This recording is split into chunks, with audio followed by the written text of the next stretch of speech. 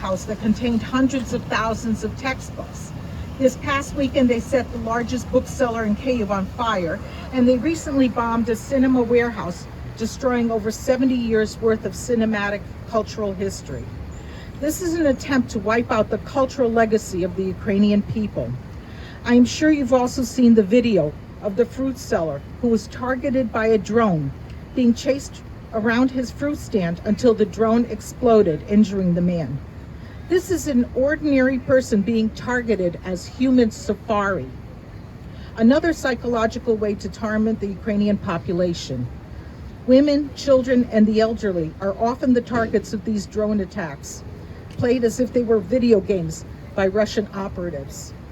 This war is now psychological as well as physical. We are in a new era of terror. So why should we as Americans not turn away? Before the war began, Ukraine was a critical pillar of global food security, widely known as the world breadbasket. It fed tens of millions of people globally, but ongoing conflict and military blockades in the Black Sea have severely disrupted its export capacity, threatening international food supplies. Before the full-scale war, Ukraine supplied a massive share of the world's staple caloric intake.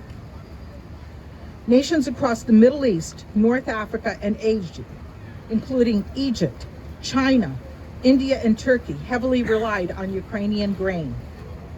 The United Nations World Food Program has historically sourced a large percentage of its emergency wheat and food aid directly from Ukraine to combat starvation in acute crisis zones like Yemen, Ethiopia, and Somalia.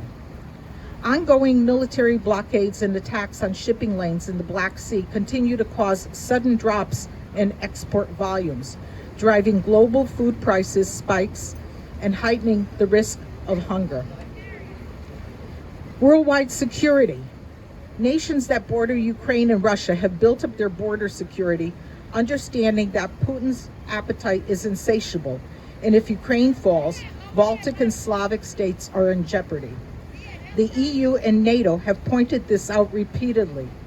Last week, Putin directly threatened the UK because the United Kingdom had supplied Ukraine with drones. Last month, the United States Senate passed the Lindsey Graham Sanctioning Russia Act of 2026 in the U.S. Senate with a vote of 86 in favor and 11 against. This act would impose strict sanctions on top Russian officials and oligarchs and major financial institutions. It would place 100% tariffs on imported goods from the top 5 global purchasers of Russian oil and gas and restrict financial pipelines. In other words, Russia would be made to pay for waging this war. Now, the same bill is introduced in the House as HR 1066. We must contact our representatives, including Congresswoman Rosa DeLauro, who has been a great supporter in the past and is currently visiting Ukraine, to make sure that this act passes in the House as quickly as possible. This war, begun on the desires of Putin, has cost about 1 million lives or injuries on both sides. Think about the cost. 1 million people lost or maimed for life due to Putin's greed. Although the possibility of Putin resorting to nuclear weapons are slim, the chances and consequences of this possibility must be considered, and how this would affect Europe and the rest of the world. Recently, the weather vane of Notre Dame Cathedral in Paris was restored, but the previous traditional rooster was replaced with a phoenix, because the phoenix rises from the ashes. There is great symbology in this. We must not waver, even if we are tired. We must continue to stand with Ukraine. Victory is our only choice. Ukrainians are resilient and resourceful, and given the opportunity, Ukraine and her cities will rise again like a phoenix out of the ashes. Slava Ukraini!